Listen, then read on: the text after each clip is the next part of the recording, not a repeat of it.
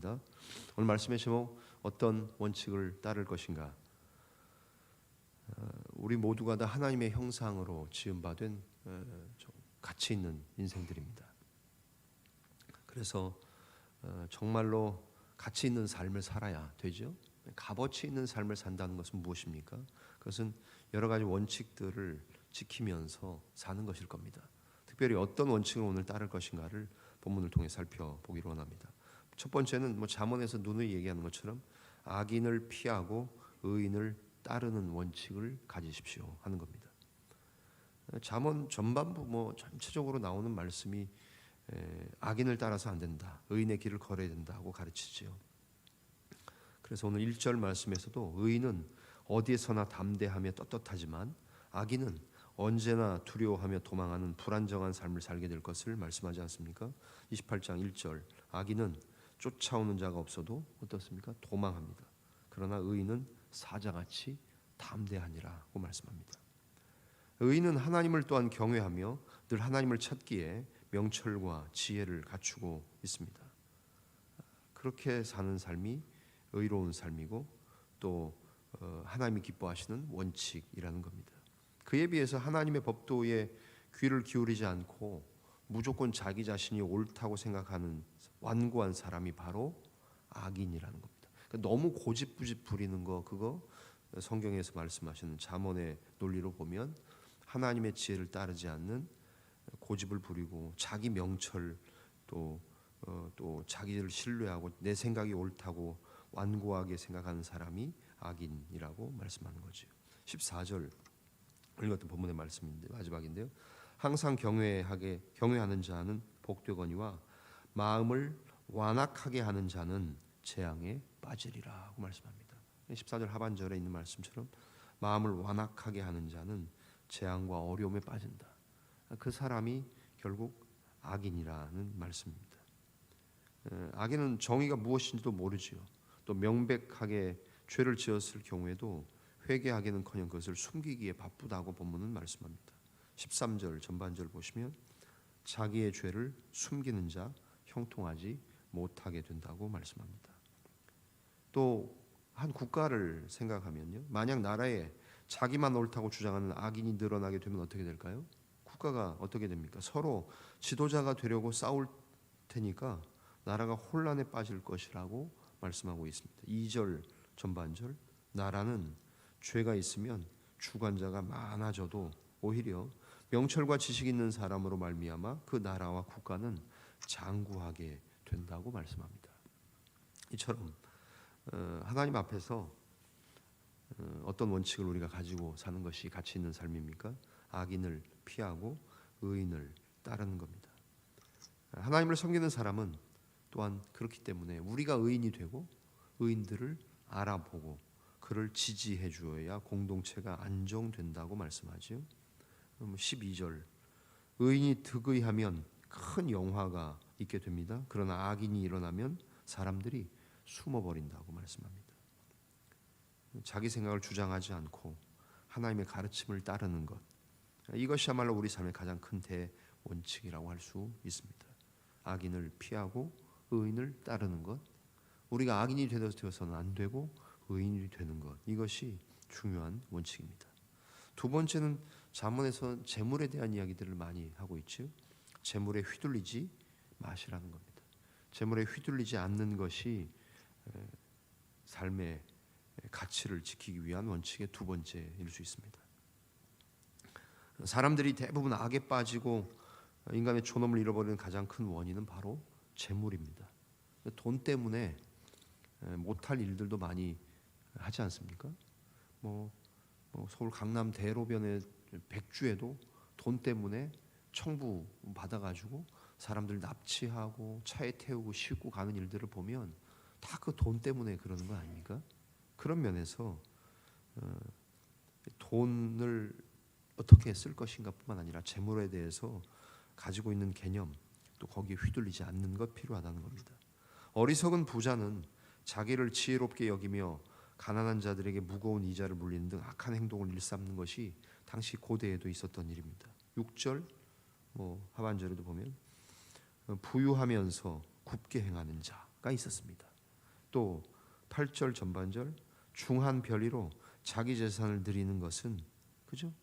뭐 돈, 뭐 고리 대금업 하는 사람들이 그 당시도 있었습니다. 또 11절 전반절 부자는 자기를 지혜롭게 여깁니다. 이런 부자들 있었다는 겁니다.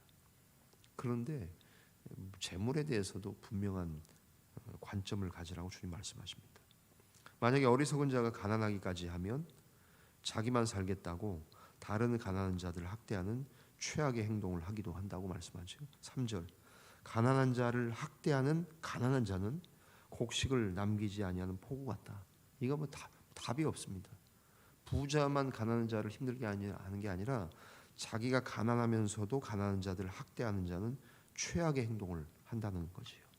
이에 비해서 하나님의 지혜를 가진 사람들은 비록 가난해도 어떻게 해요? 성실하고 다른 가난한 자들을 불쌍히 여기며 돕게 되는 것이 인지상정입니다. 하나님은 악한 자들의 재산을 빼앗아 오히려 가난한 자들을 불쌍히 여기는 의인들에게 주실 것이라고 말씀합니다. 6절 전반절 가난하여도 성실하게 행하는 자는 이렇게 그런 사람들이 되기를 말씀하고 있죠. 8절 하반절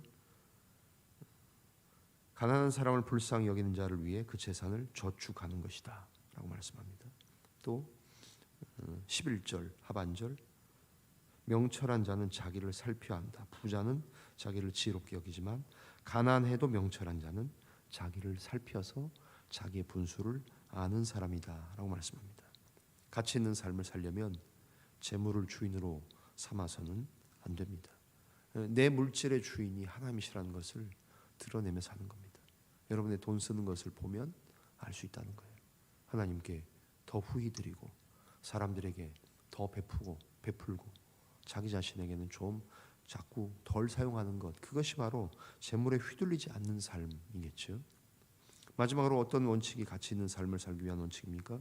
말씀에 중심을 두는 것, 말씀 중심의 삶을 사는 것입니다. 의인을 따르고 악인을 멀리하고 또 재물에 휘둘리지 않는 것들 중요한데요. 그런 모든 것들을 위해서는 우리 중심에 하나님의 말씀, 율법을 두고 하나님의 말씀이 있어야 되고 거기에 순종해야 한다고 말씀합니다. 4절 보시면 율법을 버린 자는 악인을 칭찬하나 율법을 지키는 자는 악인을 대적하느니라. 하나님의 말씀을 가지고 있으면 악인을 보게 되고 악인들을 대적할 수 있다고 말씀하죠. 율법을 지키는 자는 7절을 보시면 율법을 지키는 자는 지혜로운 아들이라는 평가를 받죠. 7절 율법을 지키는 자는 지혜로운 아들이요 음식을 탐하는 자와 사귀는 자 나비를 욕되게 하는 자니라. 하나님의 말씀을 지키는 자는 지혜로운 자녀라는 칭호를 받습니다. 그러나 듣지 않는 자는 그의 기도조차 하나님께 가증한 것이 된다고 말씀합니다. 9절 사람이 귀를 돌려 율법을 듣지 아니하면 그의 기도도 가증하니라고 말씀합니다. 오늘 이 아침에 깨어 기도하시는 기도의 사람 된 저와 여러분들, 온라인 유튜브로 여러분의 처소에서 기도하시는 종들, 우리가 기도를 강조합니다. 그죠? 기도 중요합니다. 기도의 자리에 나옵니다. 이 혹한에도 기도의 자리에 달려 나왔습니다. 뭐 또 세일에 새벽 기도회, 특별 새벽 기도회로 또 교회가 함께 달려갈 겁니다. 기도하는데 기도하면서도 말씀에 있는 것처럼 하나님의 말씀, 율법을 어떻게 대하느냐? 율법을 듣지 아니하면, 귀를 돌려서 율법을 듣지 아니하면 그의 기도도 가증하다고 말씀하세요. 기도 많이 하는 사람은 우리 경건하다고 보는 게 일반적인데 그 사람이 정말 자기 자신을 돌려서 율법의 귀를 기울이는가도 봐야 된다는 거예요. 오늘 기도 많이 하고 오래 하고 끝까지 하고 하나님 앞에 정말 기도 많이 하는 사람들이라는 평가를 받고 계십니까? 또한 동시에 해야 될 건 뭡니까? 율법의 귀를 기울이는 것. 하나님의 말씀은 뭐라고 하는가? 대부분 우리의 기도가 잘못될 수 있는 이유는 기도 말씀 없이 율법에 중심된 삶을 살지 않고 기도만 할 경우는 굉장히 위험하게 되는 거죠. 그런 차원에서 율법에 귀를 돌려서 말씀을 듣고 기도도 오래 하고 두 가지를 함께 균형을 맞추라는 말씀이죠. 이 정도로 하나님의 말씀이 우리 가운데 있느냐 없느냐는 중요한 문제입니다.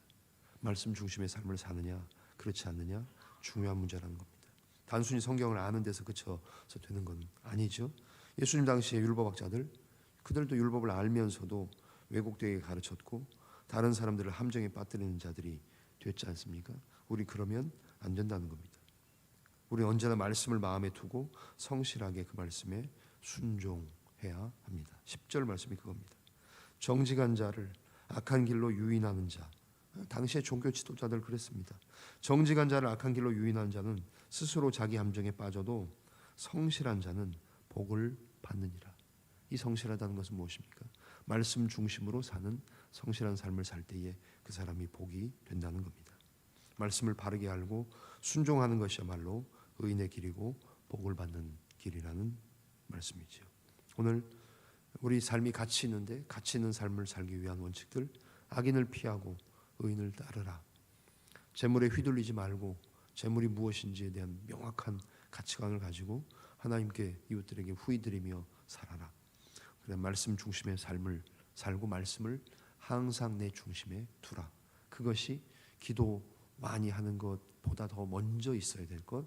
둘 중에 하나만을 택할 것이 아니라 말씀 중심의 삶을 사는 사람이 기도도 많이 할 때 하나님이 그 사람이 하는 기도, 경건한 기도에 응답하신다는 사실입니다. 오늘 이 아침 우리 사랑하는 자원교회 공동체의 모든 종들이 하나님 앞에서 중요한 삶의 원칙들을 가지고 사시되 오늘 이런 원칙들을 기억하며 오늘 하루도 힘있게 우리의 삶을 감당하시는 저와 여러분, 우리의 복되고 거룩한 삶이 되어지시기를 주님의 이름으로 간절히 축원합니다. 기도하겠습니다. 살아계신 하나님 감사합니다. 하나님의 형상대로 지음받은 값어치 있는 인생 살게 해주셔서 고맙습니다. 뿐만 아니라 삶의 가치를 지키기 위한 원칙들을 계속해서 지켜나가도록 도우시되 악인들은 피하고 의인을 따르며 우리가 계속해서 더욱더 의로운 자들 되게 하여 주옵소서.